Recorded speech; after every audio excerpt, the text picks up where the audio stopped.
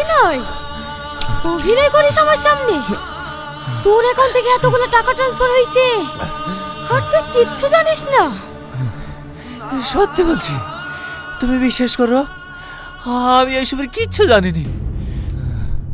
বিশ্বাস? আর তোকে? তোর এই ভোলা ভালা চেহারা দেখে আমিও ধোকা খেয়ে গেছিলাম। আমার একবারও মনে হয়নি তোর এই ভোলা ভালা চেহারার পিছনে একটা শয়তান লুকিয়ে আছে। এখনো ভালোই ভালোই বলছি, সত্যিটা বলে দি, নাহলে তোকে ফাঁসির হাত থেকে কেউ বাঁচাতে পারবে না।